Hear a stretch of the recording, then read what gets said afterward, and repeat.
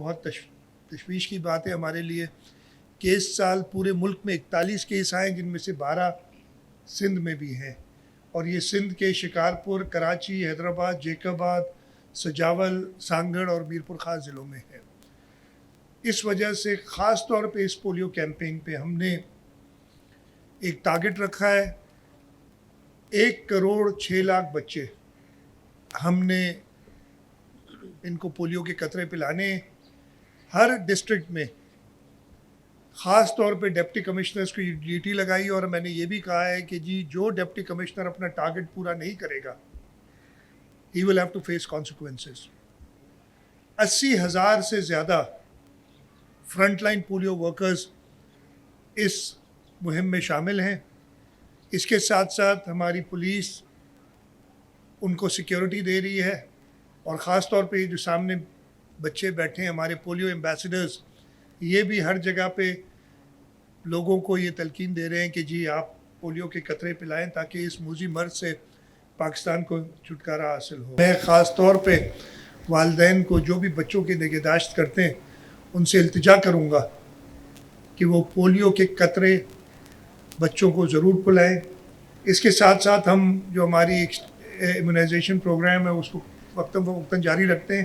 اس polio campaign میں ہم polio drops کے ساتھ ساتھ وائٹامن اے کے ایک ڈوز بھی دے رہے ہیں بچوں کو۔ تو میری پورے سندھ میں جو بھی والدین ہیں جو بھی بچوں کی نگہداشت کرتے ہیں ان سے التجا ہے کہ آپ تعاون کریں پولیو ورکرز کے ساتھ۔ سوال ہی نہیں پیدا ہوتا، بڑی سختی سے آپ کی تردید کرتا ہوں میں، جو آپ نے بات سوچی بھی، میں کہہ رہا ہوں جو سوچ بھی رہا ہے اس کی بھی تردید کروں گا۔ منسٹر صاحب نے افیکٹولی اس کو ریز کیا ہے، میں نے لکھ دیا ہے CDWP کی میٹنگ میں منسٹر نہیں ہوتا، اس کے باوجود ایک میٹنگ میں منسٹر صاحب کے اس میں وہ نہیں پاس کرا سکے۔ دوسری میٹنگ انہوں نے صبح 9 بجے کا کہا تھا اور رات کو 10 بجے ہوئی ہے، جس میں ہمارے اعتراض کے باوجود، اور منسٹر صاحب کو اس وقت پتہ نہیں چلا، نہیں تو وہ خود موجود ہوتے میٹنگ میں، انہوں نے اس کو کنڈیشنلی اپروو بھی نہیں کیا، کنڈیشنلی اپروو کیا ہے کہ CCI اگر اس کو اپروو کرے گی جو ارسا نے غلط فیصلہ کیا ہے اس کو، اور اس ارسا کے غلط فیصلے کے خلاف ہم ہی CCI میں گئے۔ اس کے بعد میں نے خود خط لکھا ہے پلاننگ منسٹر کو بھی، اور جو ایکنک کے چیئرمین ہیں deputy prime minister Ishaq Dar صاحب، کہ یہ فیصلہ آپ واپس لیں۔ تو یہ اس سے کوئی تعلق نہیں۔ ہیڈ کوارٹر کے سامنے آپ نے سڑک دیکھی ہوگی، ادھر ایک نالے کا کام کرنا تھا۔ جو ہر چیز جو ہے نا، پہلے کچھ چیزیں ہم سے رہ جاتی ہیں، اگر غلطیاں ہو جاتی ہیں، جب اس کا احساس ہوتا ہے تو پہلے اس غلطی کو درست کرنا ہوتا ہے۔ ہم نے وہ نالے کو ایکسپینڈ کرنا تھا، وہ نالا ایکسپینڈ ہو گیا ہے اور سڑک پہ کام چل رہا ہے۔ اسی طریقے سے ہر جگہ پہ ہم ایڈریس کر رہے ہیں کہ جو ریزن تھے سڑک ٹوٹنے کے، بارش کے اندر، پہلے اس کو بھی ایڈریس کیا جائے۔ اس میں میں معذرت خواہ بھی ہوں، عوام کو تھوڑی سی تکلیف ہوتی ہے۔ کیئر ٹیکر گورنمنٹ کا کوئی فائدہ ہے نہیں۔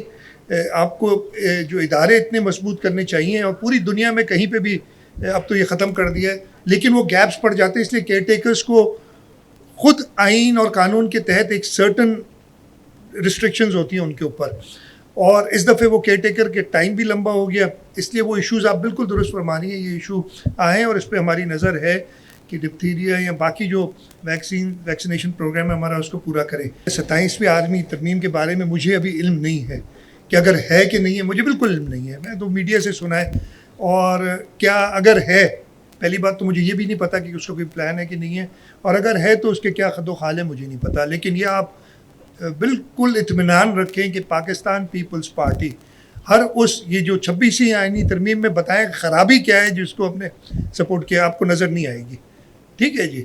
تو ایسی کسی چیز جس سے لوگوں کا حق سلب ہو، وہ پاکستان پیپلز پارٹی کبھی اس کو سپورٹ نہیں کرے گی، نمبر 1۔ دوسرا، آپ نے کہا نا، یہ بڑا سمپل ہے، میرے خیال اتنا زیادہ سوچنے کی ضرورت نہیں ہے۔ کس نے ایک وزیر اعظم کو خط نہ لکھنے کی بنیاد پہ، جو آئین کے وجہ سے وہ لکھ نہیں سکتا تھا، گھر بھیج دیا؟ کس نے ایک وزیر اعظم کو تنخواہ نہ لینے کی وجہ سے اپنے بیٹے سے گھر بھیج دیا؟ تو وہ صاحب کا تو ادھر ہی پتہ چل جاتا ہے۔ آپ لوگ کو اتنی پتہ نہیں سمجھ کیوں نہیں آتی, سوال کیوں کرتے ہیں